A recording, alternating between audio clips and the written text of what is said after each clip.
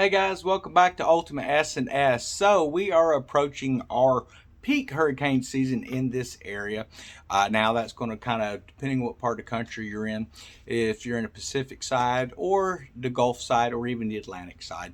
But typically here in the Gulf side, it usually starts around the middle of August and lasts through the middle to end of October. So some of the things that we try to do here to get prepared is you want to make sure that you have some flashlights, and it doesn't hurt to have candles as well, guys, because all you have to do is get water in your flashlights and stuff like that. The batteries aren't going to last forever, but if you have a large candle, that's going to give you a light source. You can even do those old style lanterns that work off the oils and stuff like that, or the new pump up types that work off of fuel, or even the gas cartridge types. They have a lot of different options out there. But I would recommend that you get together a hurricane preparedness kit. And typically what we do here is we will take just a tub with a good locking lid, and we're going to make sure that we put in about a week's supply of food. And you can do that pretty easily. You can find a lot of these different things. Walmart has them. You can find them all over the internet. They're just quick meals that are ready to eat. A lot of those packages will be set up for a week, so you have to look, see how many people that you have in your family, and make sure that you set that aside. Another great thing that you're going to want to have is fuel set back for your generators and stuff. Now I recommend that you try to get those generators up in areas where they're not going to get water on them, because it will bring flooding.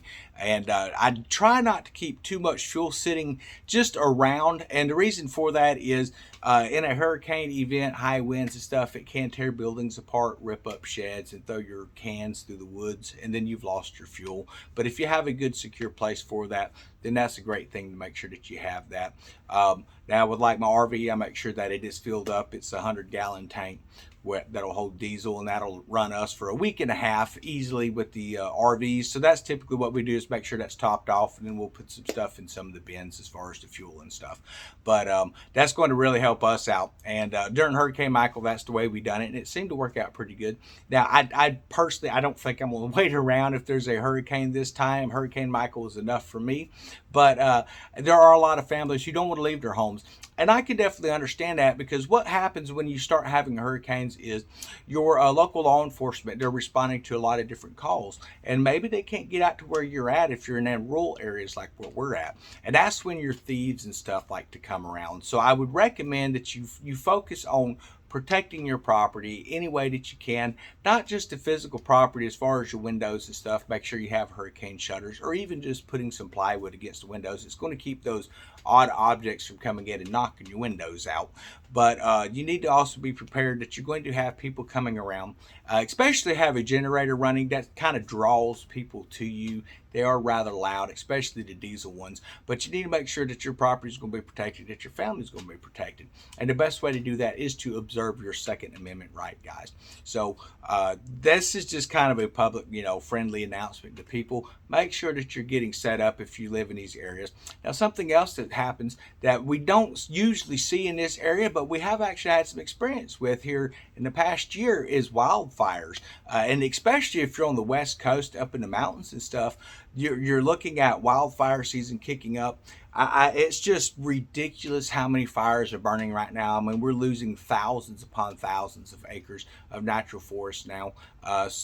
Some of it's from mismanagement of the forest areas, and then some of it is just, it is what it is. You just can't get out there to those areas, guys, to put them fires out. They have to come in and just let that stuff burn and try to control it the way they can, unfortunately.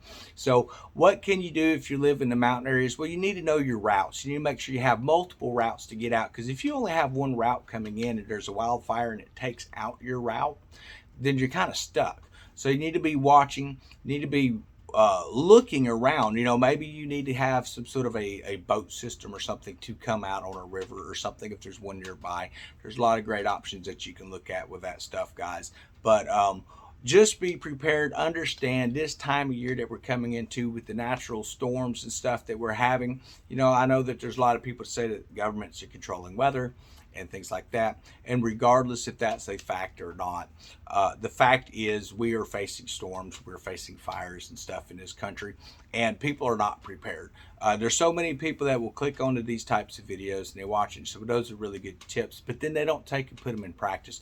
You have to put this stuff in practice, guys. You need to be making sure that you're set up for, we talk about prepping, setting food back. Understand that's not just for, okay, a collapse of the economy. Is it going to happen? It happens throughout history. So we're not immune from it any more than any of the other major nations were immune to it in their days. But what we can do is try to prepare for local stuff as well, such as flooding. They recently had a flooding event, which surprised the heck out of me. Tennessee, Central Tennessee had some flooding. Kentucky's had flooding. A lot of people have died in that. And these are areas where you wouldn't really think that there's going to be too much for as far as floods happening because they are more in the mainland. But unfortunately, people don't prepare. They're not watching what's happening. So if you want to find out whether or not you need to be worried about flooding or wildfires, you can go online, you can look into your zip code, guys, and you can actually just type that information in. Maybe you just go to a realtor site and access the information on there as well, because they have all those links where they have to tell you what kind of zone you're in, and it's going to tell you if you have a minimal or a maximum fire risk or flooding risks as well. And then you have a lot of these states that are, maybe they're not impacted by a lot of fires and they're not really impacted by hurricanes, but they get a lot of tornadoes and even earthquakes. And your kits for those types of situations can be very similar as far as you want food, you want water, you want to make sure that you have some kind of a emergency device where you can be picking up the signal, and you can get emergency radio that's hand cranked, that you just crank them up so you can listen to what's going on, and that's going to keep you informed. Maybe the area you're at is no longer stable and you need to be moving to another area, and they will have that type of information on there as well on those public service announcements. So these are some things that you really need to focus on. If you have medicines that you take for those that are diabetics and things like that, you need to be thinking about long-term storage for those types of situations as well. So if your refrigerator and power is out, do you have a propane refrigerator that can run on propane? If not, do you have a 12-volt? They have these coolers. You plug them into your car. They run on 12-volt power, and they will keep your medicine and stuff cool. I would highly recommend doing those. That's something we keep around here, even not just for a situation where there's a major event, but when we go fishing and stuff, and we'll pack our lunch and stuff like that. Dad can bring his meds with him, and that gets plugged into the car. And it keeps everything where it's at a safe temperature, where it's not making his medicine go bad and changing the chemical compound of that medicine because of the heat. That's something you need to think about as well. So these are some tips I would like people to look at. Now we're looking at what's happening across the country whenever we look at the news. And I would like to think I'm not the only one who watches the news and think, what in the world is going on now? So apparently Nancy Pelosi had left from California, went to Taiwan. Now whether or not she's back yet, it doesn't sound like she is. It sounds like she'll be coming back soon. Now they're saying that that's going to really mess up the tensions with China and the U.S. The fact is, China and U.S. Right now there's almost no communication there anyway. We can watch the stuff that's going on with Russia over there, and then with Iran and all. Understand that all those guys, they are all allies, just like we are allies with Israel and other countries within NATO. And we need to realize that, there are two superpowers that are they're posing and sizing each other up at this point. So looking at it from that standpoint, don't be afraid, but what you need to do is be prepared. So do what you can to prepare. It's driving the prices of everything through the roof. We're the ones that are suffering, and it's the people at the top that are making money off of all this. And it could be that that's what the intent of all of it is, just to drive those prices up, cost more money.